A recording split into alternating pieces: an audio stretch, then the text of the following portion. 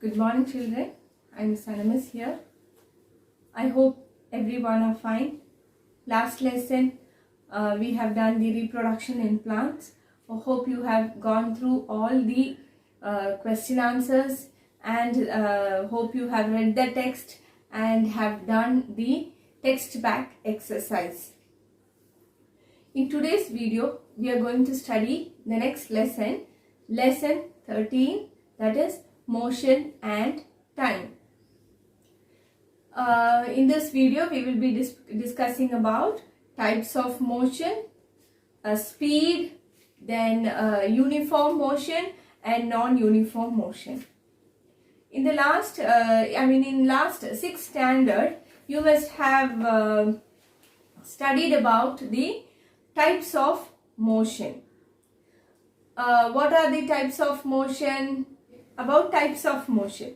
How many types of motion you all know? Okay, before that, what is motion? We know that when an object is moving from one place to another, it is moving or it is changing its position from one place to another. So that is motion. So we have come across so many different types of motion in our everyday life. We know that some objects move on the whole, that is the whole object will move from one place to another. But in some objects that will be stationary, only some parts of it will be moving. So we will see the type of motions which you have studied in the 6th standard. We know that some objects will move in a straight line, that is called the rectilinear motion. So object moving in a straight line. For example, you can say that a car is moving in a on a straight road. It is an example of the rectilinear motion. Next is circular motion. So in case of rectilinear motion, the object is moving from one place to another. Now, when you are talking about fan, the fan is moving but it is not changing its position. It is fixed to one place but still it is moving. The leaves of the fan are moving. So it is moving in a circular way. So we call it circular motion. So example, there is the movement of the fan is the example of the circular motion. Then another example you can say is the movement of the earth around the sun. So all these are the circular motion, examples of circular motion. Next one is periodic motion. So here also something is moving with in the same direction in the given time. That is, the motion is repeated. The action or the movement is repeated in the same way. For example, swing. It is fixed to a swing. It is fixed to a point. But what you all do? You are going to and fro. To and fro means you are going forward, coming backward. So that is you can call it periodic motion. Okay, in page number 143 of your text, figure table 13.1. So there are few things given.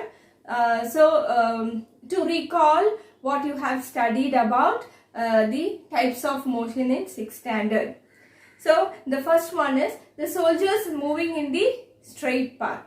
So what type of motion it is?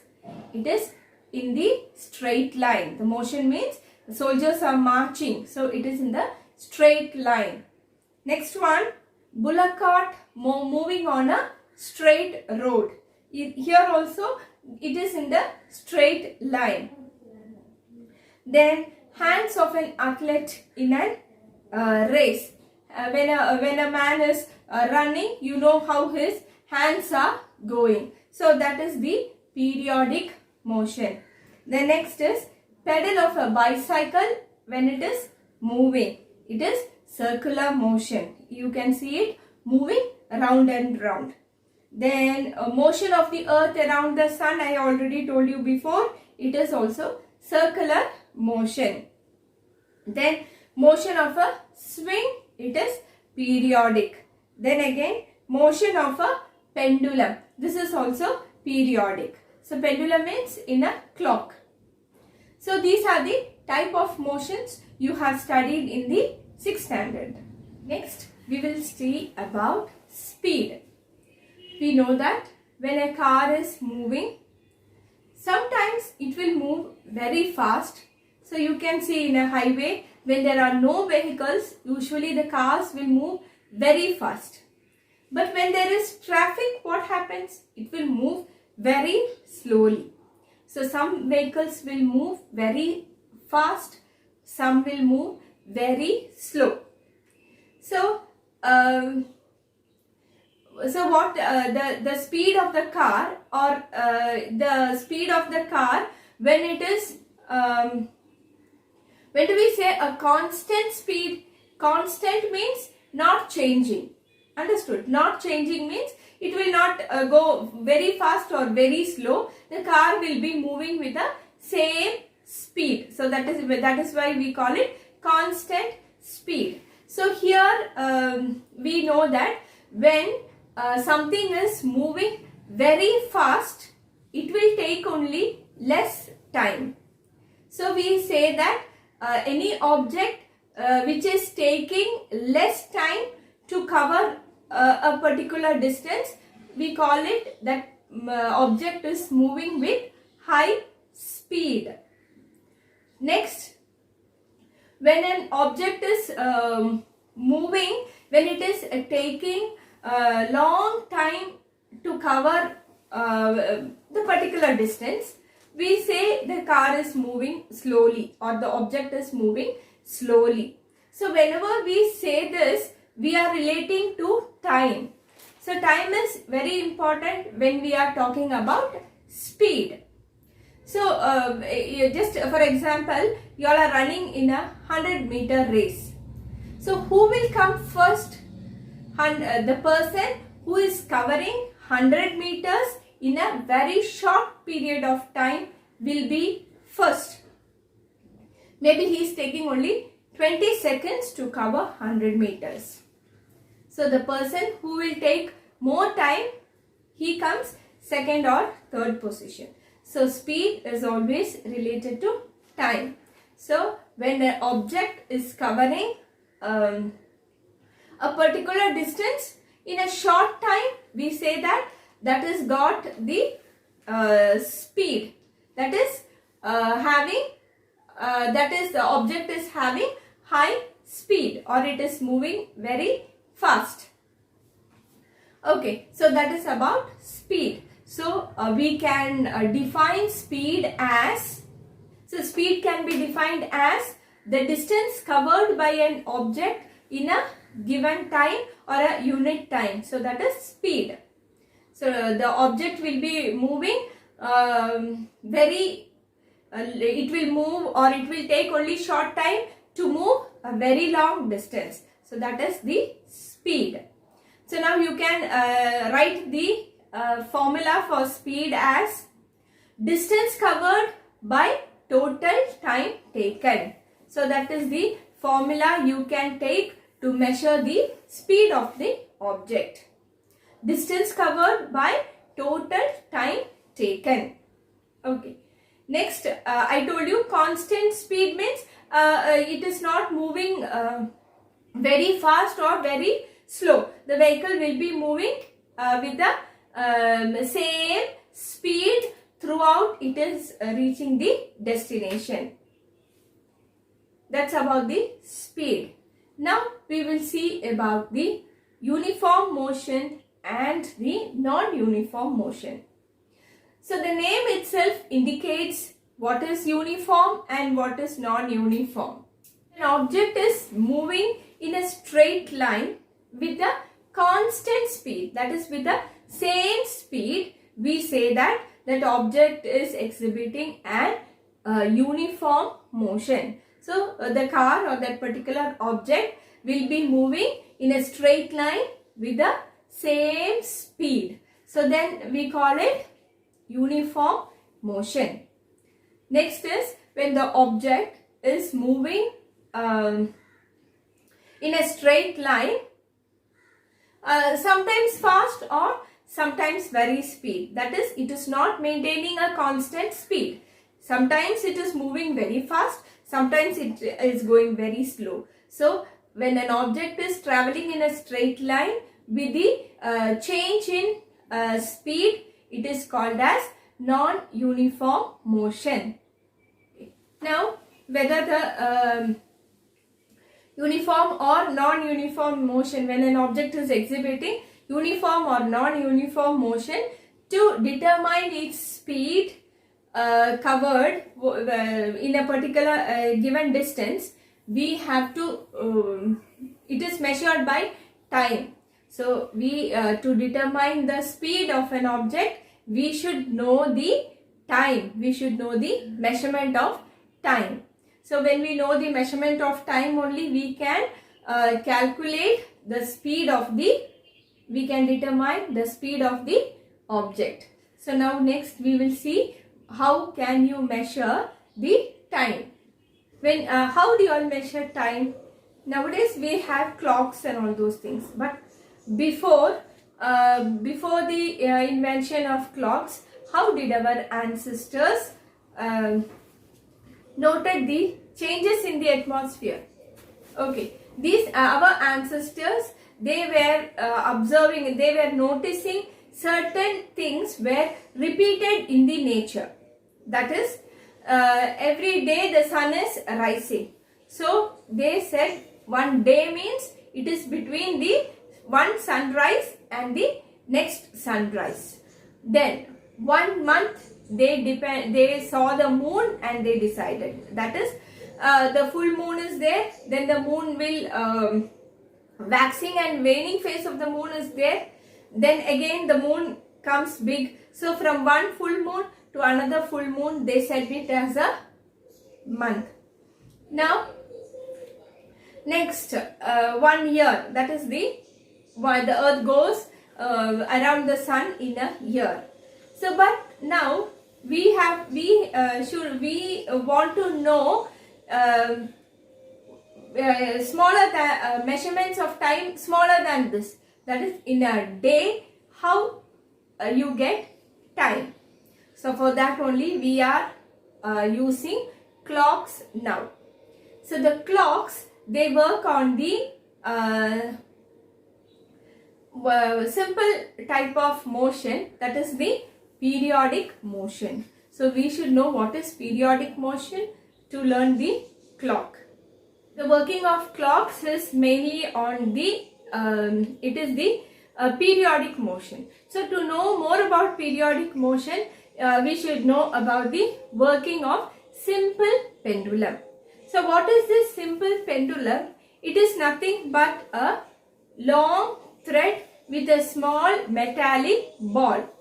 So this is a long thread with a small metallic ball here. So this is the pendulum. This metallic ball is called the bob of the pendulum. This metallic ball is called the bob of the pendulum. Now, when we just push the ball or the bob of the pendulum, it will move from one place, it moves forward, then come back to the original. It will go backward and then come back to the original position. So that is the working of the simple pendulum. So I will repeat once again. The pendulum means it is having a small ball, that metallic ball hanging onto a thread or a metal piece.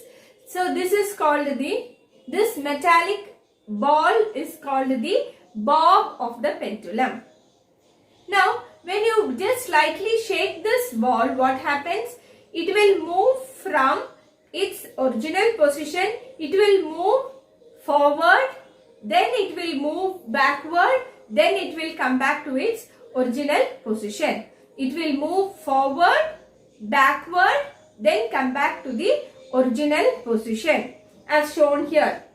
So that is called one oscillation. That is called one oscillation, and this movement, that is the to and fro movement, that is the metallic bob is moving in front, in back, then coming back to the original position. That is called the to and fro motion. So now it has completed one oscillation. This we can call it oscillatory motion also. So this is called as one oscillatory motion. Okay, the time taken by this pendulum to complete one oscillation is called the unit time.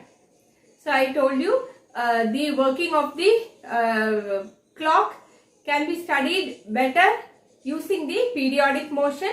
For the periodic motion is the example is the simple pendulum. So I told you the simple pendulum is nothing but a metallic ball with a long thread. This metallic ball is called the bob of the pendulum. When you move this, what happens? This will move forward, backward, then original position. So this is called the to and fro motion. So this is called one oscillation. So this is also called as oscillatory motion. So when the metallic ball is moving forward, backward, then coming back to the original position is called one oscillation. The time taken for this one oscillation is the time period. Okay, now in this class we have studied the types of motion. Motion means the object is not stationary, the object is moving from one place to another. So that is motion. We studied about the types of motion. That is, when an object is moving in a straight line, we call it rectilinear motion. So examples, the car moving in a straight line, then the bullock cart moving on a straight road, and also the soldiers march in a march past. Now next is circular motion. That is, there is a fixed point and it will be moving in circle. So that is the circulatory motion or the circular motion. Example, fan and also the earth revolving around the sun. Now next is periodic motion. That is, the motion is repeated. For example, I told you the pendulum of the clock as well as the swing and also the hands of an athletic when he is running in a race. So these are the types of motion, and I told you about speed. Speed means whether the object is moving fast or slow. So for this, what do we say that? We say it regarding with time. When an object is moving faster means it will take only less time. So how you to calculate speed? Speed is always the total distance covered by the total time taken. That is the that is the formula to calculate the speed.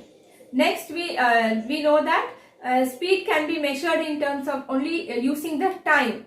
Only when an object is moving faster means, or when the object is having high speed, remember, it is taking only less time. So the measurement of time is like we know that we are using clocks. The clocks are usually working on the principle of the periodic motion. To explain this periodic motion, I have taken the example of the simple pendulum.